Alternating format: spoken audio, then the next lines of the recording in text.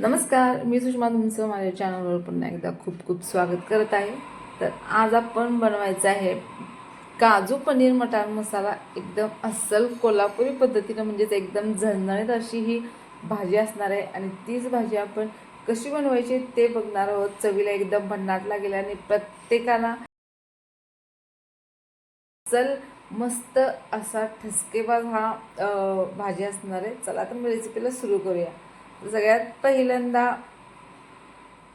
आपण गॅसवरती कढई ठेवलेली आहे. कढईमध्ये 1 चमचा तेल टाकायचं. तेल छान गरम झालं त्याच्यामध्ये मी 2 मोठे कांदे घेतले. ते या पद्धतीनं मोठ्या मोठ्या आकाराचे कट केलेत आणि त्याच तेलामध्ये आपल्याला 1-2 मिनटं नॉर्मल होईपर्यंत परतायचं आहे. त्यानंतर मी लसणाच्या 5 ते 6 पाकळ्या आल्याचा तुकडा याच्यात टाकलेला आहे. तो सुद्धा तेलात छान परतून घ्यायचा.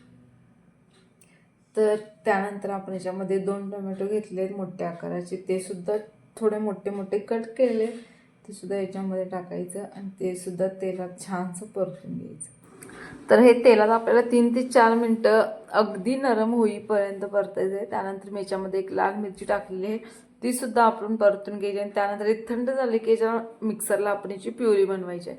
त्यानंतर मी त्याच कढईत परत 2 चमचे तेल टाकले आहे. त्याच तेलात मी तेल गरम झाल्यानंतर 1 मोठा बारीक कट केलेला कांदा टाकलेला आहे. तो तेलात छान परतून घ्यायचा आणि त्यानंतर आपण जी प्युरी बनवलेली आहे ती याच्यामध्ये ॲड करायचं आणि 1-2 मिनटं त्याला आपण तेलात छानशी परतून घ्यायची आहे, जेणेकरून ती प्युरी छान शिजली जाईल. आणि त्यानंतर प्युरी छान शिजल्यानंतर त्याच्यात आपण काही मसाले ॲड करणार आहोत. तर त्याच्यात मी हळद टाकलेली आहे, धने पावडर टाकलेली आहे, त्यानंतर लाल तिखट वापरलेली आहे. लाल तिखट मी 2 चमचे टाकलेली आहे आणि त्यानंतर आपण याच्यामध्ये 1 गरम मसाला वापरलेला आहे.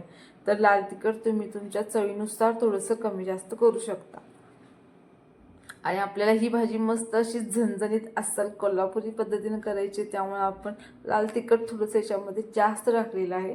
तुम्ही कमीसुद्धा करू शकता. तर हा मसाला छान शिजवून घ्यायचा आणि त्यानंतर मी याच्यामध्ये कसुरी मेथी टाकलेली आहे अर्धा चमचा. तीसुद्धा आपण या मसाल्यात छान मिक्स करून घेऊया आणि हा मसाला शिजण्यासाठी बारीक गॅसवरती 2 मिनटं ठेवून द्यायचं. आणि त्यानंतर मग आपण याच्यामध्ये मटार टाकलेले आहेत आणि त्यानंतर मी साईडला काजू थोडेसे तेलामध्ये तळून घेणार आहे आणि ते आपण परत या भाजीमध्ये ॲड करणार आहोत. कच्चे काजू न टाकता डायरेक्ट आपण थोडेसे तळायचे आणि काजू याच्यामध्ये ॲड करायचं. तर हे मस्त असं मिक्स झालेलं आहे. तर काजू आणि मटारसुद्धा आपण या मसाल्यामध्ये मस्त असं 1-2 मिनटं मिक्स करून घेऊया.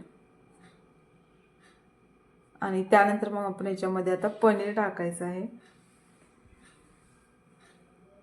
तर पनीर मी याच्यात 200 ग्रॅम वापरलेलं आहे. काजू आपण याच्यामध्ये 60 ग्रॅम काजू वापरलेले आहेत आणि मटार तुम्ही थोडंसं कमी जास्त करू शकता. तर पनीरसुद्धा आपण याच्यामध्ये टाकून झालेलं आहे आणि तो सुद्धा आता आपण याच्यात व्यवस्थित असं मिक्स करून घेऊया. आणि हे सर्व छान मिक्स झाले की आपण 1-5 मिनटं याला बारीक गॅसवरती एक छान वाफ काढून घ्यायची आणि 4 ते 5 मिनटानंतर आपली मस्त अशी ही भाजी आता शिजून तयार झालेली आहे. वरून आपण बारीक चिरलेली कोथिंबीर टाकायची आणि आपली ही भाजी आता खाण्यासाठी तयार झालेली आहे. तर तुम्ही बघू शकताय भाजी कसली भारी दिसत आहे. भाजी थोडीशी झणझणीत आहे पण चवीला एकदम भन्नाट सुद्धा लागणार आहे. त्यानंतर चला मग आपली मस्त अशी ही भाजी आता शिजून तयार झालेली आहे खाण्यासाठी. ही तुम्ही पुरीसोबत किंवा चपातीसोबत मस्त अशी एन्जॉय करू शकता. तर चला तर मग आपली ही रेसिपी आता तयार झालेली आहे. तुम्हाला जर माझी रेसिपी आवडली असेल तर लाईक करा. तुम्ही पण घरी नक्की ट्राय करा. जे जे मसाले वापरले आहेत किंवा ज्या ज्या ट्रिक्स सांगितल्या आहेत त्या नक्की फॉलो करा. तुमचीसुद्धा भाजी एकदम चवीला भन्नाट होईल. चला तर मग रेसिपी आवडली असेल तर लाईक करा आणि चॅनलला सबस्क्राईब करायला अजिबात विसरू नका. थँक्यू.